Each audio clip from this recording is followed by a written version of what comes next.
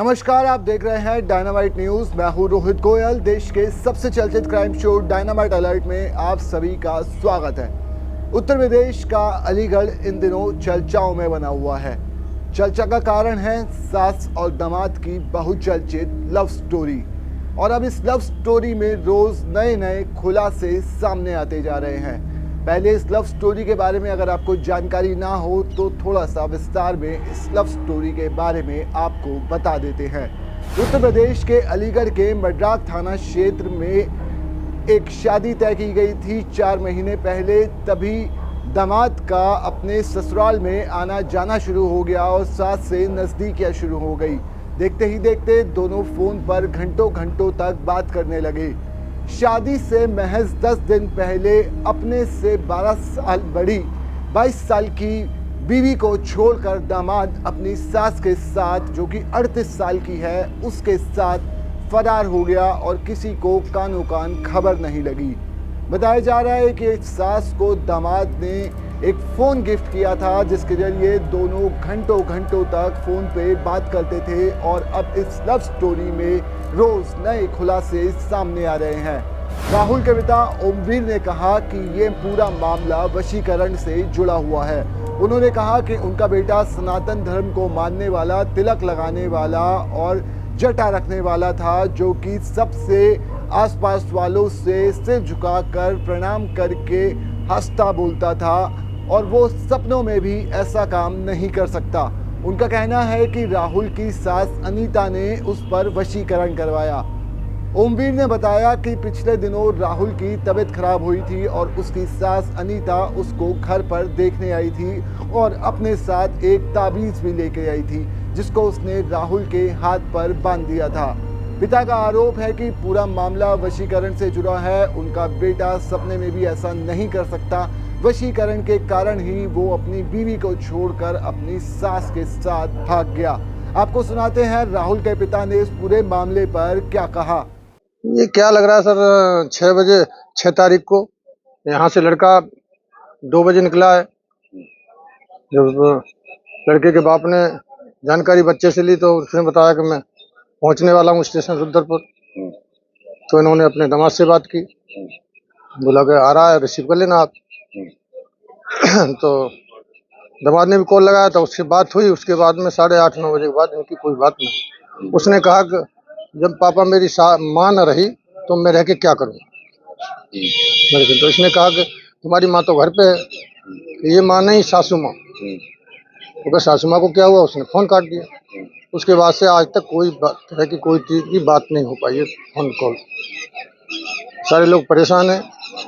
आज 7-8 दिन की बात हो गई, चूल्हा तक नहीं चढ़ रहा है इन लोगों का। जो भी कुछ था घर में शादी के संबंध में रखा था जेवर एवर, वो भी लड़का लेके फरार हो गया। उधर से जानकारी ली तो उन लोगों ने बताया कि हमारी लड़के की सास जो होती है वो भी 4 बजे से गायब है। उसके बाद से आज तक खोजबीन चल रही है, कोई अता पता नहीं है। ये लोग के यहाँ तो चूल्हा भी नहीं चढ़ा हुआ है, इधर उधर से खाना आ रहा है जब ये लोग बच्चे खा रहे हैं। ज़्यादा मुसीबत में डाल के गया है। और वो औरत हमारे बच्चे को न मालूम कहाँ किडनैप कर लिया है, कोई पता नहीं चला।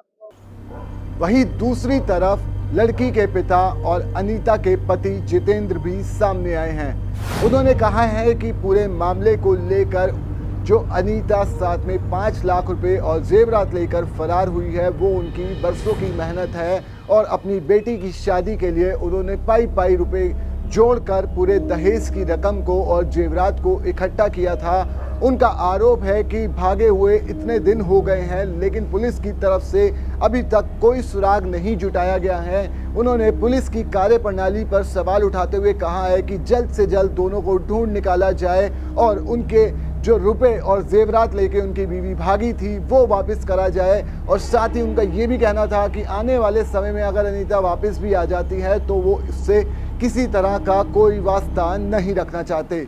जी यही कहना है जी, जो हमारे जेवरात 5.5 लाख रुपए का था और जो 3.5 लाख रुपए जो घर से कैश लेके जो फरार हुई है, हमारा ये सामान वापस मिलना चाहिए।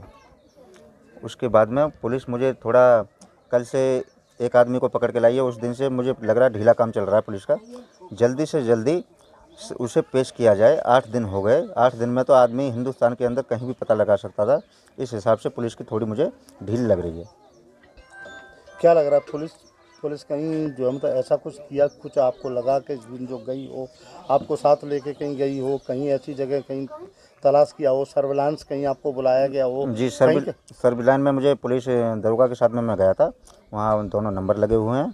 उसमें अभी तक मोबाइल स्विच ऑफ आ रहा है, लोकेशन कुछ नहीं बता रहा है अभी तक। जो मुझे जानकारी मिली है उसके मुताबिक मैं आपको बता रहा हूँ। उसके परिवार के लोगों के नंबर कहीं लगे हों, कुछ ऐसा कुछ जानकारी? जी, इतनी मुझे कुछ जानकारी नहीं है जी।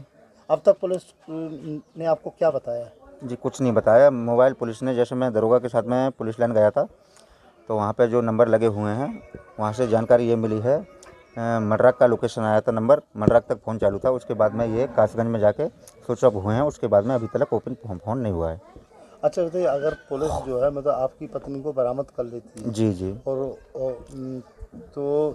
तो आपका क्या कदम हुआ? क्या जी, क्या कदम उसे ये रखेंगे पत्नी को? नहीं, पत्नी को नहीं रखूँगा। सामने मेरी एक बार शक्ल दिखाना आवश्यक है पुलिस से, रिक्वेस्ट यही है मेरी। 16 तारीख को शादी से 10 दिन पहले 6 अप्रैल को दोनों फरार हो गए।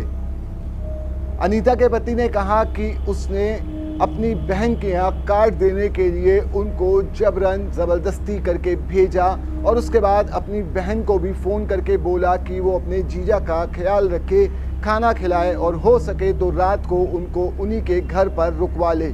यानी कि पूरा भागने का प्लान था और इरादे के मुताबिक ही पूरे प्लान को अंजाम दिया गया।